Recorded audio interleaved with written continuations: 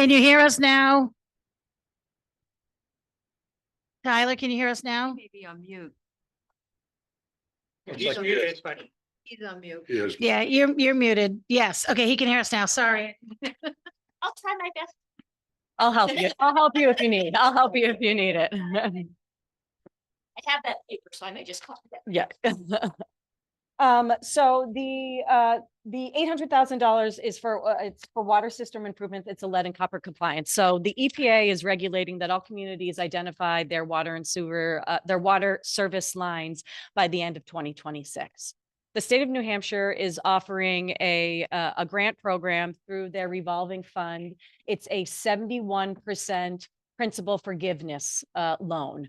So we have, if you look on the warrant article sheet, if you still have that, we are asking the town to raise and appropriate the $800,000. We're also asking them to have the authority to go and bond that $800,000 and also the authority to apply for this grant funding to offset the cost of this $800,000. So if we were to be approved for this grant program, which we hope we are, it's going to get more and more competitive as the program comes closer and closer to a close. So we're hoping that if we could apply in 24, we have a good chance of getting it because the money is just going to start getting smaller and smaller of what will be available. So if we were to get that 71% loan forgiveness on the principal, the total cost for the town would be $232,000. But because of gross appropriating, we got to take the whole thing and then we got to get the reimbursement and then we got to pay it off, which would leave us the balance of 232. So essentially we could wait a year to do it, but the likelihood that we would get this other grant to go forward with it would be slimmer. This is just the testing, correct? This is for potholing. This is essentially, so we had to tell the EPA or DES by the end of this year, the lines that we had identified. So we have currently about 3,000 water lines in town. We've identified 1,500 of them. We haven't found any lead in any of the 1,500 that we've found, but we still need to dig into it. We need to create potholes on these streets and dig in and see what the material is for the other 1,500 connections. We did the 1,500 easy ones, essentially, the ones that we had plans for, or we knew that we had redone West Street. So we know what West Street is. We had an intern here from Weston and Sampson. She was here for about a month, a couple days every week for about a month, upstairs in our old archives and our old water files, our old sewer files, digging through to try to gather as much information as she could. So she was able to identify about half of our service connections, but we have to identify the next half. So these are all service connections, not main lines? Correct. So They're main, they're connections from the main trunk. the main to the house? to the house, correct. We do not own to the house, but we have to identify it still. Oh, I thought we just don't. Yes, correct. So Karina, is it a loan? We have to pay this back, this percentage? It's 71%? 71% principal forgiveness. Meaning that Loan. the town will not have to pay it back if they get it. The town will not have to pay 71% back. 71% of it. Our share that would be still for us for long-term debt would be 232. So, and you just said that you identified 1,500 of them already Correct, out of 3,000? correct. And change, rough numbers, So yeah. we've already paid for and done the work for half of them, right? We didn't have to pay anything because we did it in-house. We were able to identify the plans ourselves or get the So intern. We got 50 The 800,000 is to do 1,500 more? You got it. So we received a grant for $50,000 last year to start this project from the state to start the planning of this. That $50,000 helped pay for the intern to come in and do the intern work. It helped Weston Sampson identify some of the things. But yes, that is $800,000 to identify the remaining 1,500 services. Basically to identify, them, basically have to dig a hole. You got to dig a hole. They call it potholing. It's only $533. Yeah, that's not much. No. Yeah. And we are They said they hoping, were gonna use and Nate's hydro hoping, excavation. Nate's hoping to use a local contractor that we've used in the past to help us do a little bit of that. And we may be able to, again, get a better price. But this is the quote that Weston and Sampson had given us, that he gave us an average of what a pothole cost from what he's seen. And that's what the number we're rolling with, because we don't, Yeah, typically those guys about $3,000 a day. Yeah. The, lost my third train of thought. The ones that are, these are just for the towns. So none of the poor systems, publicly redistributed systems are included in this price, right? correct. Any private systems are not included. And it's only included up to the curb stop on the owner's property. And then after that, it's the owner's responsibility. Is that right? What do you mean it's the owner's responsibility? So they're gonna dig up at the curb stop, Mm-hmm, do the hydro excavation, and they'll go down. They'll find out whether there's lead or not on the town side of the curb stop. correct. Chances are, if it's from there on, if it's not on the town side, it won't be on the other side, but Mhm. is the private homeowner gonna get tested as well? Do they have to test for any of this? Like for like interior piping? Yeah, how does, yeah, is, We need to identify the line that goes from the house to the main. So we need to see that line, even though it's on the private property of the private owner, we need to identify that line. If it needs work, I think. So you're Is that gonna- what you're asking? If it needs work, it will be the responsibility of the property owner, not the community, not the town. so you're gonna dig up, you're gonna suck up from the curb stop, you're gonna see what it is at the curb stop Mm-hmm, on both sides of the curb stop. mm-hmm, And if it's not lead on both sides of the curb stop, if it's copper, then you just go away. correct. If you find lead and Mm-hmm, it's on both sides of the curb stop, the town takes from the curb stop to the main and the homeowner takes from the curb stop to the house. yeah, I don't know what sort of mandates are gonna be put on private property owners because of this. I only understand the town's roles and responsibilities, and the town's role would be, yes, we would have to, I don't know if we would be mandated to, I don't think we'd be mandated to bring the private homeowners line up. You know what I'm saying? Oh, yeah, I'm just wondering about the private homeowners. If they're all of a sudden gonna get, if the state's gonna go after them like they go after the town, then the private homeowner is gonna have to bear a cost, which is gonna be pretty significant. Yeah, unfortunately, that's out of our hands. It's an EPA mandate. It's a federal mandate. All communities have to do this. So it's not like Lincoln is being selected out of a hat.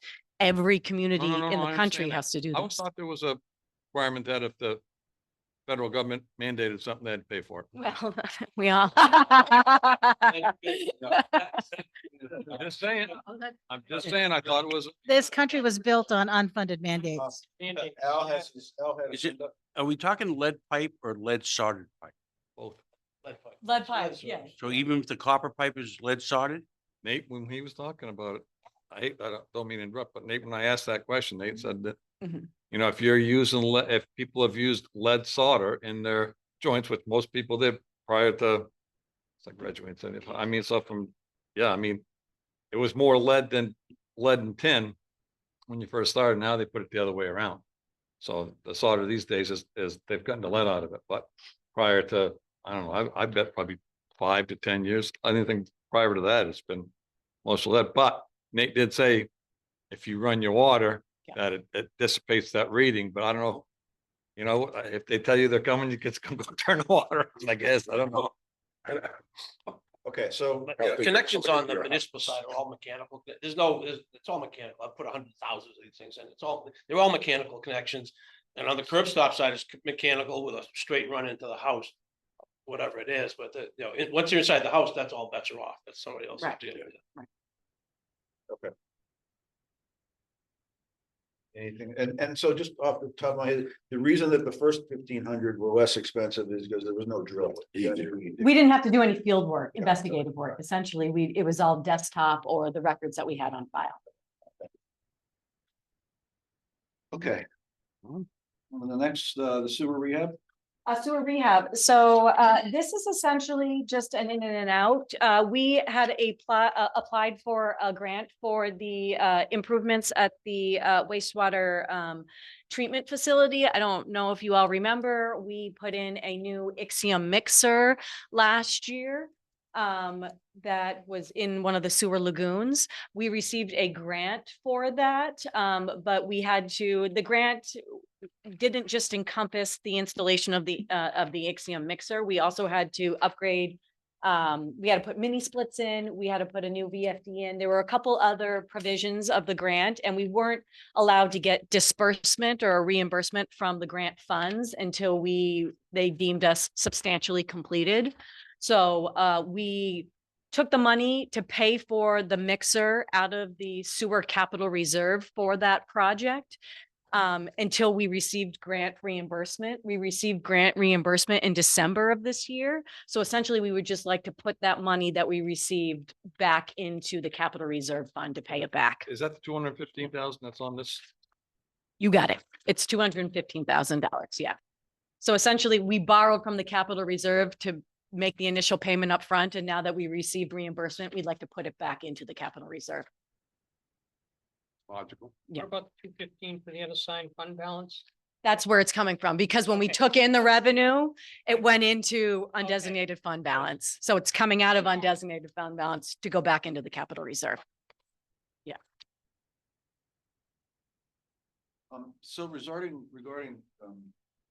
expended fund balance is, and it's cropped up in discussions the last couple of years, just in the sense that it sounds like, okay, if we meet our minimum, we meet what we were required to have, is, I imagine there's some thinking and reasons for keeping it over and above that. Right, but how much are we over now? So DRA, the state requires that we have between 5% and 17% of undesignated fund balance. At tax rate setting time, the selectmen chose to spend $320,000, $350,000, somewhere in that range. I think it was 320. I think so. Right around there, $320,000 to put towards the tax rate to keep the tax rate flat. As you all know, it didn't go up a penny this year. So after they took that from the undesignated fund balance, our fund balance as of today is 2.5 million. Let's call it for easy math. That is 14%. When we take the 350 out for the Kank rec, that brings us to 2.15, and that's about 12%. It's within that range, Correct. and for reasons you and the selectmen think it's a good idea to keep it in there.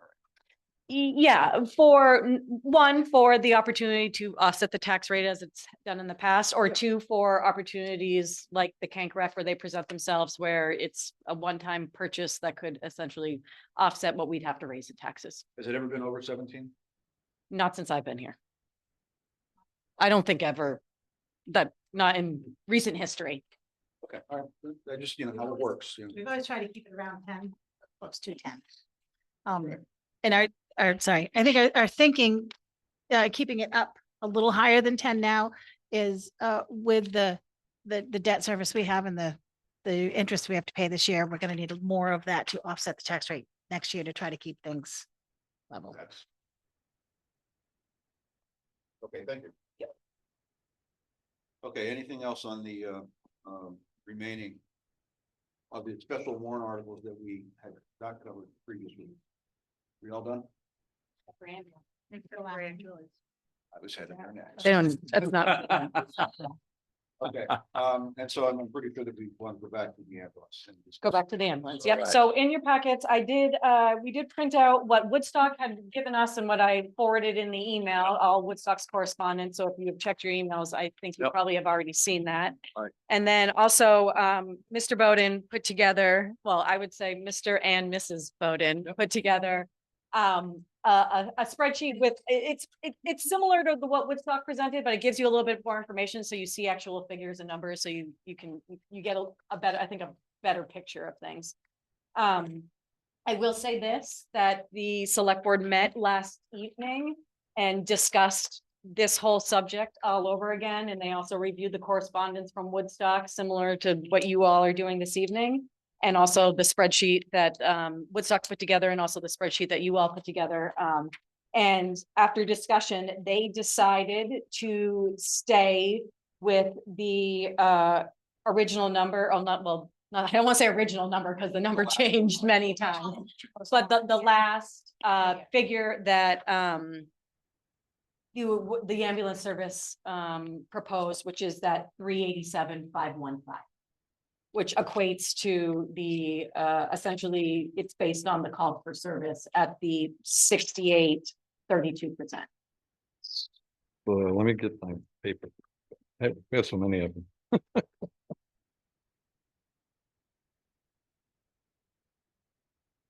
Add to that. There was discussion that all of this has been very, very beneficial with this new, funding partnership, if you will. And that next year, there will be a lot more time and effort put into the discussion with them to come up with an annual cost that is fair. And we don't see this as unfair at this point, and that's what we want to stick with. So the board's recommending the 387,515. Correct. The board is recommending which one? 387. 387, okay. 87. Yeah. I just wanted to. Your proposed, Right, yeah. which equates to the original split Got it, of the, yes. I think it's, 68.32, based on call volume. Yes.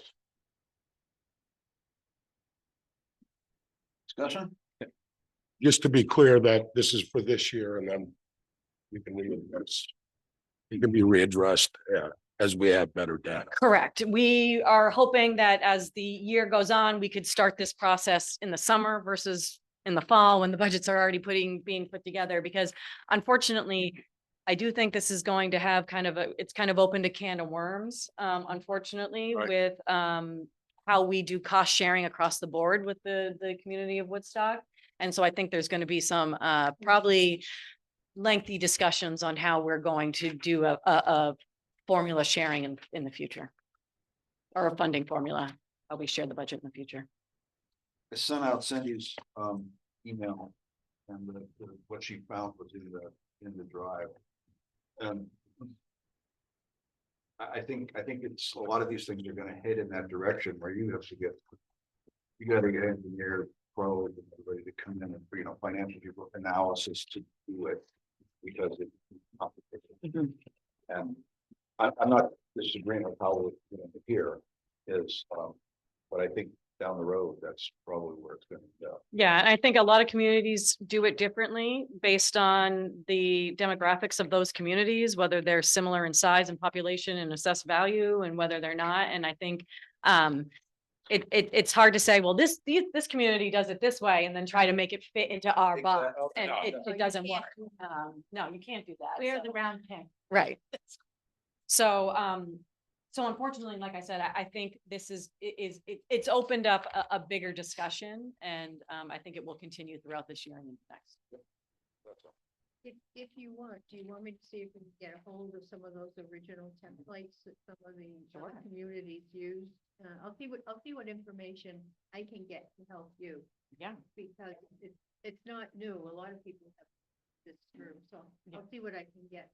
Well, and to be honest, in today's world, they are encouraging communities to do this Oh, exactly. yes. They are encouraging regionalization. They are encouraging cost sharing for the benefit of both communities or whoever the both parties.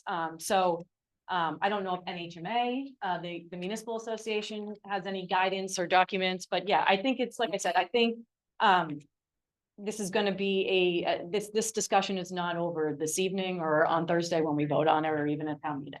So I'll see whatever resources I That would be can great. find for you, because I think one of the biggest hurdles is initially when you describe your service, and then what identifying the data you need to justify your final model. That's the most critical. mhm. It showed up in water meters. How do you determine Right. is what and how for how much in water? Well, and when Million and one choices. absolutely, and when I was in Campton, we shared a lot of services as well, Campton and Thornton did. And we had an agreement, an intermunicipal agreement between the towns of Campton and Thornton that said, this is how we're going to fund things. And like you said, this is the data reference we're gonna use. We're gonna use line 17B on the MS one for our assessed value. And it was an agreement between the communities. So there was no question on how this number came to be. No. Doesn't mean it will last forever, but at least it was very clear on how you got there and how you would move Well, forward. that's why most of in the documents I was looking at, they recommend that if you have a term on it, like Mhm. it's 1 year or 2 years. And then because you have to continually look at the changing data, because you may have to change your model. Right. It only makes sense. Are we just speaking out tonight or should we raise our hand? There or- you go. All right, go ahead. See you there. As I said, I'm sorry, where's your hand? Well, I don't- All right, let Al go. As I said, I don't care who talks until it gets. So I did a little research. You're an ass. Pardon me. If, That's what I said. Well, excuse me, Al. oh, Why would you say that? Because you have no consistency in how you run a meeting. That doesn't. You know, make one him time you an do ass. it, huh? That doesn't make him an ass. Well. In my book. can I go? No, I'm sorry, you gotta hold this up. Is each year I come into the meetings and I say, look, there's a strict way of doing it in a meeting. You can direct everything to the chair and you can have no back and forth discussion. I said, however, we don't have to do that. We can have it and we can have it as far as the conversational discussion. And I ask everybody that and everybody says, yeah, okay, that's fine. And so that's the way we do it until it becomes an issue. And for that, you call me that name? Yeah. That's really, it's embarrassing actually. But anyway, Al, go ahead. I did a little research and I'm not sure if everybody's aware, but there's an organization called Lakes Fusion Mutual Aid. They do all the dispatching for 37 different towns around the Lakes region. And they actually came up with a formula so that the smallest town and the richest town, Molten Borough, all basically share in a fair cost for everything. And it goes on the evaluation, population, call volume. They have a fixed factor they put into here. They also have a hazmat team and everybody pays the same. And it's kind of a formula they plug in. So like the rich town of Molten Borough pays their share, even though they don't have a lot of calls, but because of the evaluation of their property. And it's a factor that the board came up with, and I was actually on the board with Ben LaRoche and a few other guys. And 37 different towns pay in, and it's not disputable. Everybody agreed to it, and it's all done by numbers. And it came out pretty accurate for everybody. I know mine went up $3,000 this year, and we had more call volume, but some other small towns like Warren, Wentworth actually went down in price. But it's a pretty interesting formula. I think something we should look at maybe for next year, not this year, but it's a great formula. May I ask which towns? I mean, Warren and Wentworth are in with Lakes Region Mutual Aid. Yeah, Warren, Wentworth, they go as far as Campton, Thornton, Waterville, all the way down to Stratford, Bonstead, up to Loudon, Belmont, that whole area. It's 37 towns. I have the list right here if you'd like to look at it later. Okay, So- Can I make a copy of that before you leave tonight? give it to, Yeah. give it to Mike and Yes, Thank you. you can make several copies if you'd like. Get one for If everybody. you want to, Yeah. Yeah. So. so I mean, they don't share any services, just like the, they should, well, I mean, So- what do they share for services, if I might ask? so the service they share is dispatch. Dispatch. So they all share Yeah. a common service. Mhm. And then there's a fixed factor in there, and it's Ben LaRoche who did most of the work, and I mean, we spent hours and, I mean, almost 6 months coming up with a formula, so it's fair for every town. So the smallest town that only has 30 calls pays their share as compared to Laconia, which is part of one of the towns, pays their share. And that's for dispatching services. They pay like fixed costs to cover like the infrastructure. Yeah, Base. yeah, Yeah. it's a fixed operating cost, yeah. If you look at the chart, you'll be able to see it and read through it, and then maybe we can look at it next year and we can come up with a formula. Thank you for bringing that up. Thanks, Al. Yeah. So the dollar amount, I guess really doesn't make any much difference to me, although I did do a little bit of research. And today I talked to a gentleman who's in charge of the Bartlett Jackson EMS service. And they are similar to Lincoln. But they do it for a heck of a lot less. And they do a split. It's really interesting. For example, one of the things they do is their ambulance, their capital stuff, they split 50-50 and the rest is divided on a regular split. Bartlett has 3,000 people, Jackson has 1,000. That's their live-in population. They still do stipends over there. They have a hard time getting people as well. They only have 2 ambulances over there. They do 800 runs a year. Their total budget is $441,000. Yeah, a heck of a lot less than what the Linwood ambulance is. The Jackson share of that budget or the whole budget? That's the whole budget. Really? That's Bartlett Jackson's total budget. His name is Rick Murnick. He used to work at Loon. 800.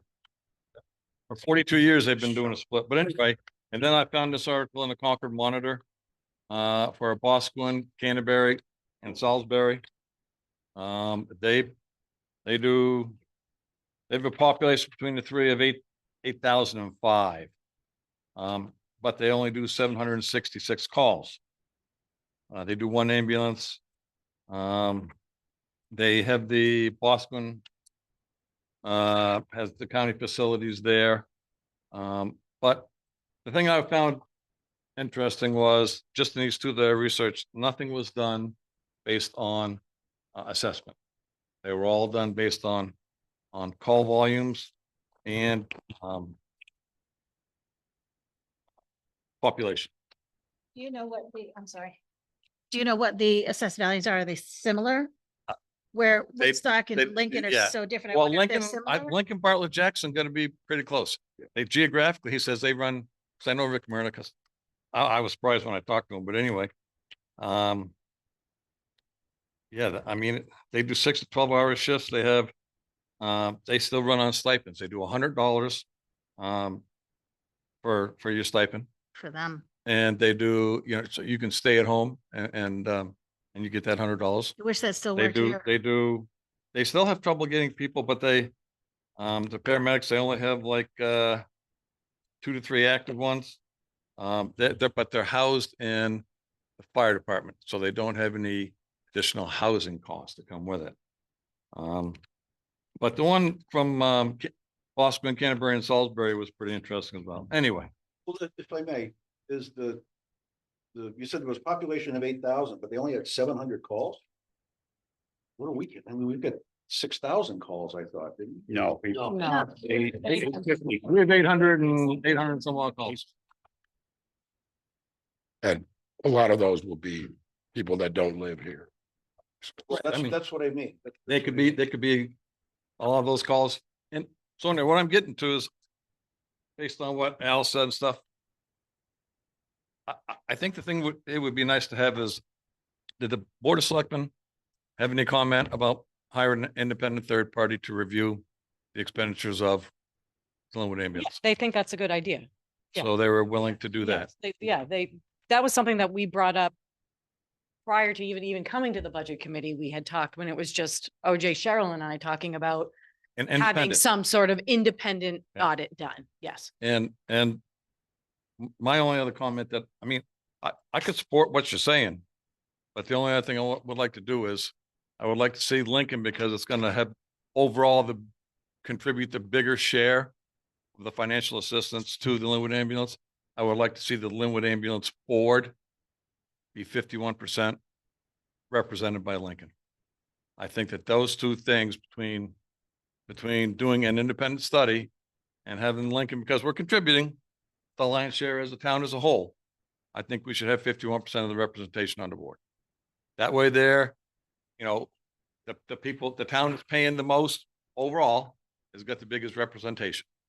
And to me, that only seems fair. So based on those, I mean, I could live with what you're saying and what you're doing, but I would like to have those 2 things done so that we can watch this thing as it goes forward. Hopefully, the numbers won't keep going from the 137,500 we did last year to who knows what, the next year. I mean, it is the budget, just from the two that I looked at, the budget is wicked high compared to the two that I looked at. I mean, it's unbelievable. I got some comments back from Mr. Murray that I won't say here, but I mean, it was very, they were all good comments about the Linwood ambulances, equipment and Service. housing and stuff like that. Like, most services don't have that. You guys got, but trying to keep it reasonable, I think those two things are necessary to go forward. I really do. I think that independent third party, and I think having the 51% representation so that things go askew for some reason, but those that are paying the most can have the most voice. I don't disagree. However, this is their own nonprofit. Their board is their board. We can't tell them what to do. Having said that, they have reached out to Lincoln, the town of Lincoln, before Karina, and I think they talked to OJ During to get Lincoln's representation on their board. I was on their board years and years ago, and I had grandchildren, and my schedule didn't allow me to be on the board any longer. So they have always reached out, and I was on the board as a Lincoln selectman. So they've always reached out wanting, and scheduling conflicts have prevented it until now. They've been talking to Karina, and she's hopefully going to get on the board at some point. She's trying to get through budget season first. Let her get through budget season, then she'll take on something else. But they have asked on more than one occasion, repeatedly over the years, they want representation from Lincoln. It just hasn't been able to happen. Well, I think if I'm not mistaken, when they came in at the last meeting, I know I wasn't here, but I think they said that their representation now is closer to 50-50 than it was previously. So I think they said they used to only have like 2 members from Lincoln and the most were from Woodstock. But now I think if I remember correctly, they said that they're closer to 50-50 now. I just think that, I think in talking to them, bringing up the point that Lincoln is as a whole is contributing most of the money, deserves to have the 51% of the representation. I think that's fair. As a taxpayer, I would strongly suggest that whoever has the ability to do that, move that. I mean, it would be in Lincoln's best interest. I don't know how you could say not, but I mean, it would be in Lincoln's best interest to do that. Al? I think we must all realize as a group that this is the first year they're going on their own. They're branching out. Some of the numbers, they may not be actuals. We know that for sure. I think they did the best they could to establish these baseline numbers. I think like an audit or just accountability of every line item they spend over the next year will define course of this entire scenario. And I think next year's numbers will be pretty accurate numbers. If we do have representation on the board and actually go after every line item and be accountable for it, I think we'll have a much better number. But I think at the end of the day, we need to keep this ambulance service in town and we need to support them. And if we get to bite the bullet a little bit for this year, but I have to agree with Paul, we do need some kind of auditing system or some type of system, just checks and balances, just to ensure that, other people know how their budget works and they can be accountable for every little penny. Well, I think just the simple fact that some of these other ones I look at only have 2 ambulances, that they actually provide 1 ambulance or 2 ambulances. Linwood Ambulance has 3. Is there a need for 3? I mean, so someone who can, I couldn't tell you whether they need 3 or not, but someone who really, knows and has audited ambulance services should be able to look at the numbers, and Cindy's done some work, and looked around and seen what other towns have. Those are the people, those independent people, the ones you need rather than a Lincoln Woodstock person, because those independent people will say, no, doesn't matter whether you're from Lincoln or Woodstock, you need 3 because, or 2 because, or 1, or, I mean, it's. I think they keep the 3rd ambulance in case they have a breakdown in the other 2. I would love to have a 3rd ambulance. And I don't think the 3rd ambulance or even the 2nd ambulance is probably costing us anything. But I think it's just because I don't think they staff the 3rd ambulance at all, but it's a great relief to know that if your first ambulance is out, you have a backup ambulance. And if you have an ambulance out for mechanical, like I have one in Littleton now for 60 days, we don't know when we're coming back with it. I think it's a great feeling that you have that third ambulance if you need to move that up in the rig line. Well, I think there's a lot of other things that these people, these independent people will look at. They'll look at, do you need a third ambulance or do you do what do you call that when one department helps another? Mutual aid. Mutual aid. They do a lot of mutual aid between all the rest of the town. So that, I mean, Woodstock's over here with different trucks, fire trucks than Lincoln has. So I mean, you don't need to duplicate too many of them either, so to me, that study is going to be, whoever does that is going to be very valuable. Right, and we're very fortunate to have a paramedic service in this town. Like Yes. Jackson, you mentioned there was only 1 or 2 paramedics. I think we have 5 or 6 or 7 paramedics. We are very fortunate to have paramedics serve. And I'm sure they're not getting paid what some paramedics are in the state of New Hampshire. I mean, most of these people are doing it because they love their job, they love their community. And I think we should respect that and honor that. Yeah, and I totally agree. And Paul, when you have a no-fail mission, redundancy is important. Having that third ambulance may be redundant. Redundancy is, I spent my life in the aviation industry, and redundancy is the name of the game. It's important. So I don't think that would be a unnecessary expense to have that available. But just for a last comment, at the end of the day, what we do here is we look out for the taxpayer dollars. Mm. That's what we're looking for. I mean, are you getting most bang for your buck? Are you, I mean, and when you walk out on the street, someone says, what the hell are you doing that for? How come you voted for that? You gotta be willing to stand up and say why, because that you get questions like that, let me tell you, and it's nice to have the answers. May I add to that? Our job is not only to look out for the taxpayer dollars, but it's to take care of what we have. And if we're not taking care of our community, what good is a low tax rate? I have Agree with just that. one more comment too. Community goes across the bridge. Absolutely. And if I may, and then last week we talked about it, and we talked about that Lincoln's paying a bigger share. And brought it up, and I don't know if I got it, or I mean, I got it wrong, but I got it, is that at 29 cents per thousand, that's what Lincoln residents are paying. Woodstock's paying 62 cents. Right. They're, each individual taxpayer in Woodstock is paying twice as much as us, as an individual here. So, I mean, it's one of those, if anybody would be wound up about cutting the costs and everything, it would probably start over that site. So I think they're probably being just as vigilant as we are. But have come to the understanding, there's, not getting too far, there's equity and there's equal. As far as what's to be paid and what the way the split could be.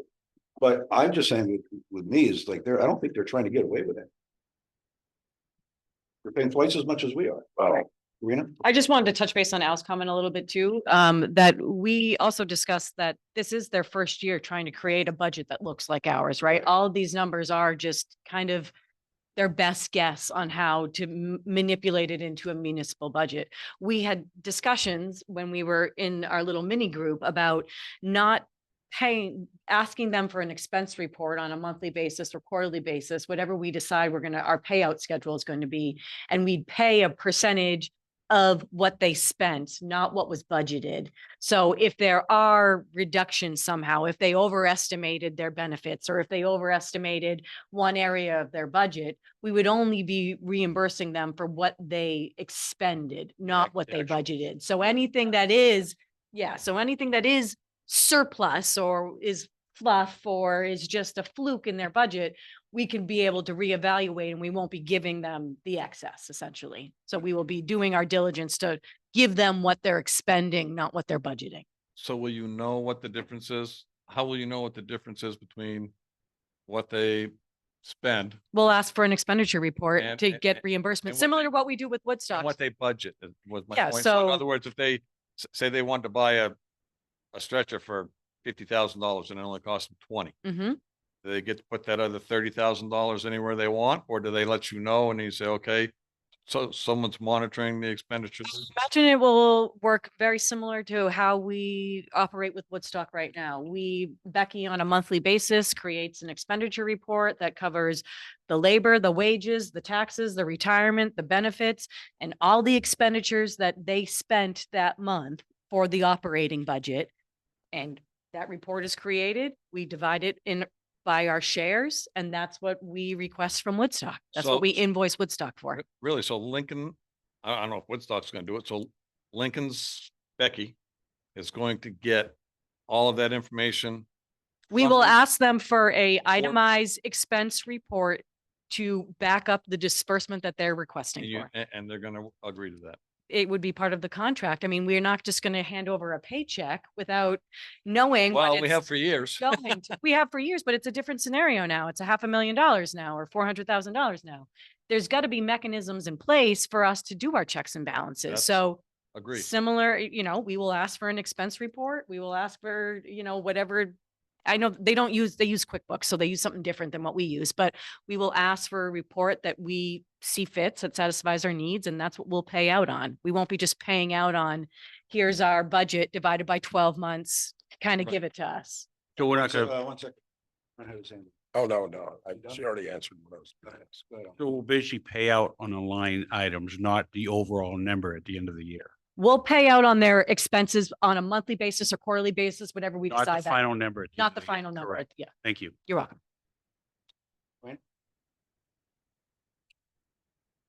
I'm really having a problem with the process here. We've agreed that the purpose of this committee is to protect and look out for the welfare of the taxpayers in the town. And we've also said that there are values in the town that we're responsible for protecting too. So in the case of the ambulance service, we all agree, we need an ambulance service. That's a value in the town. Any decisions we make should be based first on the fact that we agree that we need an ambulance service, and then we argue the finances after that. But before we begin any discussion on any of these topics, I think we need to have the question answered, what is the business problem that's trying to be solved here? Now, I'm not trying to convert the town into a corporation, but the business problem is, for example, does anybody have the slightest idea why we need a covered pavilion in the Kank Rec Center? Yes. Mm-hmm. Why? One of the biggest things is children. Every summer, we have a summer camp with the elementary school children over there. And there is not adequate shade when it's sunny and they have to sit and eat lunch or play a game or do an activity. And if it's raining, we're stuffing 60 people into a small building. Is that part of the purpose? of the Yes, rec center? the recreation center. Yes, that is the whole purpose of the recreation center. Lived in this town for 40 years. I didn't. You, But oh. But my goodness. I think we Well, should it's so start, it's so people like me can come to work. we should start all of our discussions of all of these subjects with what is the business problem that the town is trying to solve? Now, in the case of last year, we allocated $6 million for a new police station. For the police to live in this basement is not an adequate police station. We all agreed on that. Now, whether we all agree that the big building over there was, Necessary. was needed, that's another subject. But we all agreed basically that the business problem was that the police needed to move out of the basement and they needed to move somewhere else. In the case of the ambulance service, the business problem, we need an ambulance service. Loon Mountain needs an ambulance service. We need an ambulance service in this town. We tend to all agree on that, and that's where we start. In the case of the rec center, and coming right along is going to be the library needs to expand. Everybody wants to expand since we approved the police station, and we need to be sensitive to that. We need to go back to the basics and say, are we protecting the town's assets in terms of assessments? And are we protecting value in the town? Is adding on to the rec center what is that doing for the town? And we didn't ask that question. We launched right into the discussion of the money without establishing a business need. If I may, one second, no, we had that discussion. Discussed that. Mhm. Early in the sessions, that came up. And the reason We actually came up and started last year. It came up when we approved the 150 last year. We had public meetings at the Kank Rec Center. Cool. Yeah. About it. Public Yes, input and I sessions, attended well both. advertised. At the And what Kank? I heard Is, we're jumping on the bandwagon. The town's Ugh. throwing money around. We've approved a big police station. And now let's jump in the bandwagon and come up with an expensive rec center. Even if it wasn't expansion and whatever, that building hasn't been touched in 50 years. Is that a business reason? Keeping the tax rate low. That's, Safety, safety, Yes. safety. Okay. Brent, so I agree with Wayne. You got to look at the business case, and you may have touched on it earlier. I don't remember. I know that we should start with the conversation of what's the need. I think we went over the need for the Kank in terms of summer recreation programs last year. And I mean, you can argue whether that's a need or a want or a necessity, but I agree with your premise that we look at the business. In the case of the ambulance, obviously, I think that's a little more clear cut. We need ambulance service. Every town needs ambulance service. But I'm not sure sure we we look at. Anyhow, I don't disagree with your premise that you look at the problem you're trying to solve and then figure out if that's the right resource and the right way to go about it and allocate it. go ahead, Corinne. I don't disagree with that theory. I will disagree slightly that just because the police station was approved, now everybody's jumping on that bandwagon. Many of these projects have been in the CIP since before the police department was approved. The covered pavilion has been in the CIP since before I came on board. The library expansion has been in the CIP since before I came on board. I just hit 3 years. So these aren't popping up because the money for the PD got approved. These have been projects that have been on the CIP for many years. Did they get momentum because the PD got approved? Potentially. But these have been projects that have been put on our capital improvements plan for a decade. So it's not And new. who put them there? Who put them there? The CIP committee. Okay. The CIP, No. well, yes, Requested by department heads. they're requested by the department heads and approved by the CIP committee, because if the CIP committee Oh, yeah. doesn't want a project on the CIP plan, Approved by the they town. don't put it on. They're approved by the town. Correct. But they're- But it's presented by the department head, approved by the CIP goes to the planning board blesses it. Then it comes to the budget committee blesses it, and then it goes to town meeting, and town meeting blesses it. So it's approved it's approved, semantics, they don't matter. It's approved on many levels with many different committees and so to say that we're exploding because the PD got approved, I don't think is a factual statement. I think all of these projects have been in existence for a long time. I think Wayne brings up a very valid scenario, though, when you take a look at it comparatively. Because the projects that come up, you're right. And how they get approved and Well, they're designated. recommended. All these projects are recommended. But what happens is the price that they start off and what they start to be and what they end up to be, that is what changes. Well, that's what place- happens when you have a projected timeline of 10 years. You have a project in No, no, no, no. 1991 that Come on. starts at 300,000, and in 2001, it becomes 400. That's what happens. said, That's why we change the these figures. That's why numbers- we go through and say, is this an accurate estimate? That's why we went through the fire department's equipment this year. But these Because numbers are change. these realistic numbers? That's right, but these numbers have changed. I mean, take a look at the police department. Came and said it was gonna be a $6 million police department, okay? It's way over that. Well, it was going to be a $20 million police department, and then it was No, going to be a it- $14 million police department. It and was then gonna was gonna be- be a it was 12 million, and then it was going to $20 be million $8 million, and then it- Fire and ends up- police. Now we're into Right. the just police. But But I'm just anyway, saying, and then the goes Kank, both and then the ways. Kank, we look at this and, when we talked about it, it was gonna be 600,000. That's what the request was originally for. There was one request for $1 million, and it went down to 600,000, but I think when I take a look at the engineers' numbers, most engineers' numbers are Our estimates. architects' number are estimates, and they're over. They're typically, when I look at the cost cost of these things, I gotta tell you, I see that they're over. I mean, and then you get the $4 million land acquisition up at Campus Road just gets thrown in by the general public. So I mean, there's really no rhyme or reason for how this stuff gets thrown in. Thank you, Paul. Al? I don't think we're comparing apples to apples. The projects are one thing. Essential services, police, fire and EMS is a totally different Oh, thing. And it is business, but it's an essential business. And I'm telling you, when you need an ambulance, that ambulance is worth $1 million. I'm telling you right now. Paul, I'm not talking about the value of the ambulance service, for example. We all agree intuitively when the subject came up, we need to maintain an ambulance service in town. What I'm saying is the budget committee needs to start the discussion of expending money for some function in the town with what is the business problem that we're trying to solve? Is there a business problem?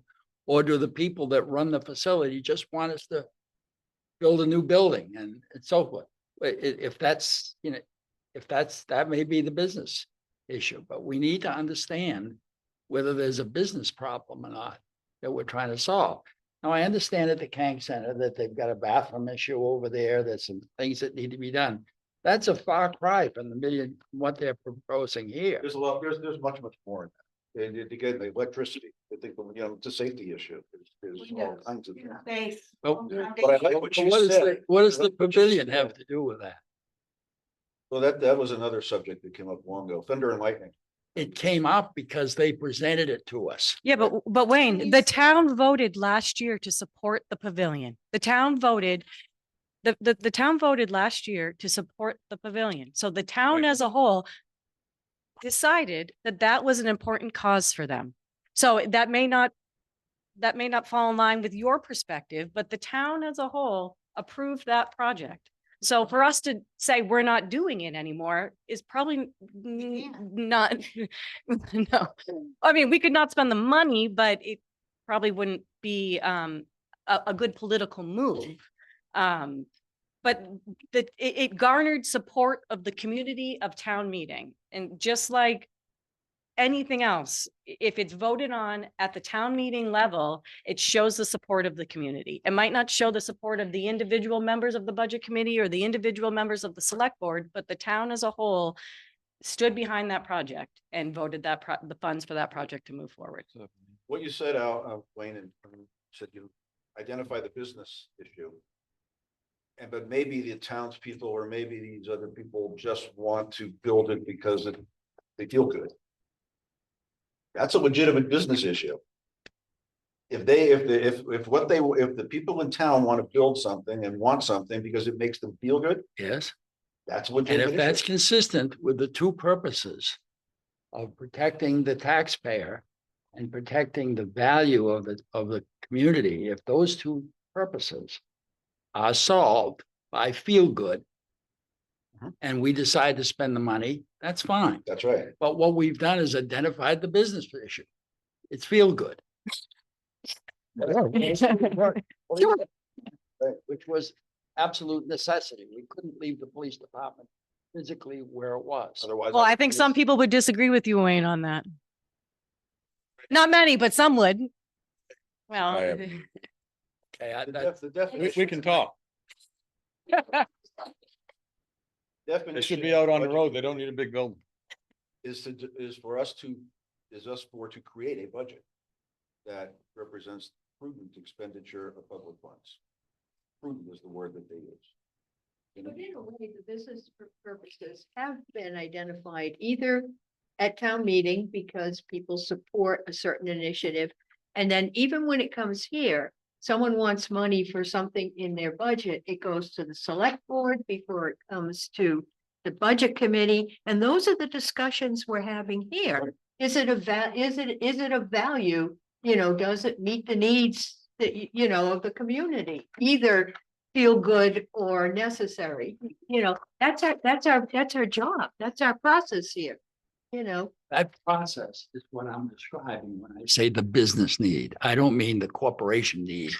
Right, Get but the that's what word we do business, but I here. mean, there has to be a fundamental purpose for every dollar we spend and we approve as a budget committee.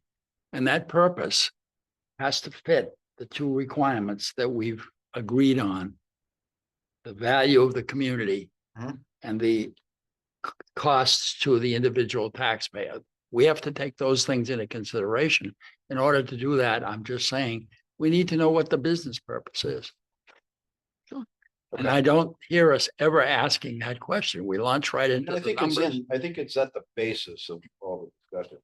But you identified two good points, very good points. Okay. Anything further?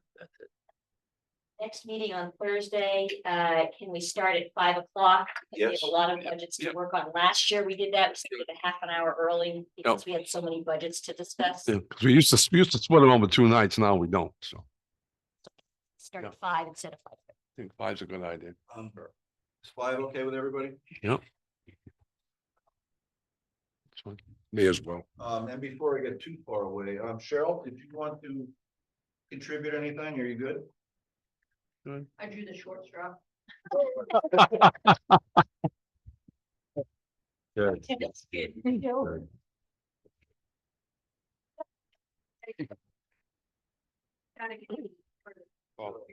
very welcome. Next week, Paul? I beat the dead horse, but I really think that'd be good if we go to town meeting and with the understanding that we're gonna have a real professional standard audit done at the end of the year, so we really understand where, because the 501c audit is a very different animal from a standard audit. The 501c audit is basically done to justify your existence as a 501c. It doesn't get into, technical accounting things like how are you actually doing it right. I think if I was going to town meeting, I want to make sure I could tell the taxpayers that this was part of the contract and they were going to have to do this. So it'll give us the data that we've all been talking about. I think will help inform how we do this budget going down. I think that's a question. Has the ambulance agreed to the audit? We don't have a contract at this rate. We don't have a A contract. contract yet. We don't have money, we don't have funds, we don't have funds to sign a contract, to give them a contract. I will say this, though, Well, that independent audit, isn't free. So it will, that will be most likely at our expense or a. Should be divided. Should be divided. up into two I'd towns. say it should be divided between the two communities if it's Yes. going to benefit both communities. But again, that comes at a cost figure that's not incorporated in their budget now.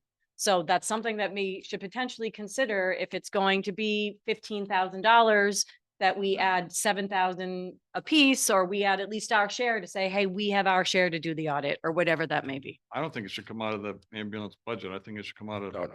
both towns, appropriate the amount, whether they do it in the regular budget or not. I don't think it ought to come out. Karen, do you want to? I just want to clarify, next meeting, we're voting on each individual budget. Right. And voting whether or not to support each warrant article. Right. Thank you. Cheryl, you had your hand up briefly? As a Yeah. committee.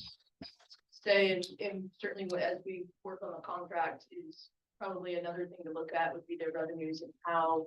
If there's an excess of revenues over what they've estimated or whatever, that contribution. Or that goes towards our contribution next year. At the cost share of whatever formula we paid this year. Offset the rate. So Yeah. for next year, Yep. and I think, we work through as boards to determine what that number is. Hopefully, a lot of the legislation that's in the House right now. Will help a little bit, right?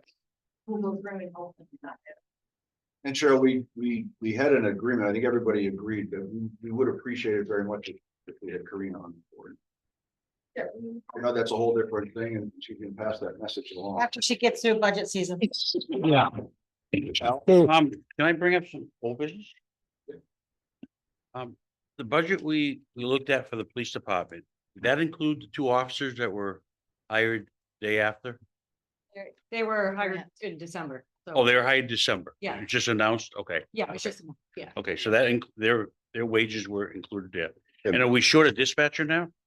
We just received a resignation from one of our dispatchers last week, But or maybe, the budget is usually for full staffed, right? And then if you don't Right. spend it, I didn't know, but it's already, but part of that, the officers were a grant. Yes, so you'll see, we do have an additional special warrant article. It's not a financial, special warrant article to, establish a revolving fund.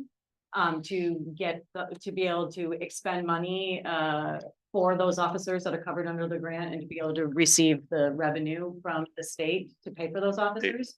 And so we don't have to increase the budget. We could just keep a revolving fund similar to like a special detail fund. So the money goes Right. in and out. Are those officers full-time or part-time? We have one officer that's full-time and his overtime is covered by the grant. And then we have one officer that's part-time that all of his wages are covered by the grant. So we're not paying into the retirement system? We're not paying into the retirement system, No benefits? no benefit, not for the part-time employee. no. Correct. Right. Okay. Yeah. Anything further? Motion to adjourn, Mr. Chairman. Second, who's first? Discussion? Herb? I'll quickly wrap up, me as chair. I really don't like rules at all. Nobody knows me outside of this. I'm all for let's throw it around. But I have to. And the only time that it bothers me, I got pretty thick skin. The only time it bothers me is if I've screwed up. But generally, anything that I do, I've looked up to see if I am supposed to do that. So, but if I overstep, let me know, but please look it up first. Because what I've done is I'm kind of within the purvey of what the chair is supposed to do. And we can always discuss it. There's rules. If anybody wants it in a different way, feel free to discuss it. But other than that, I don't, I'm not all that powerful.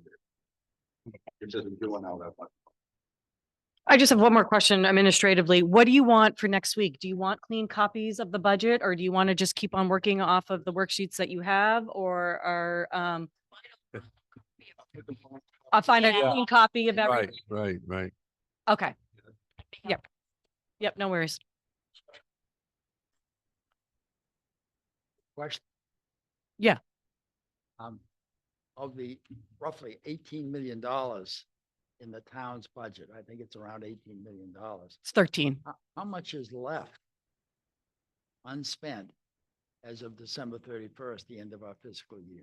Well, $18,000 is a combination of combination of operating, reserve, trust, special warrant articles. So it's it's 13 million.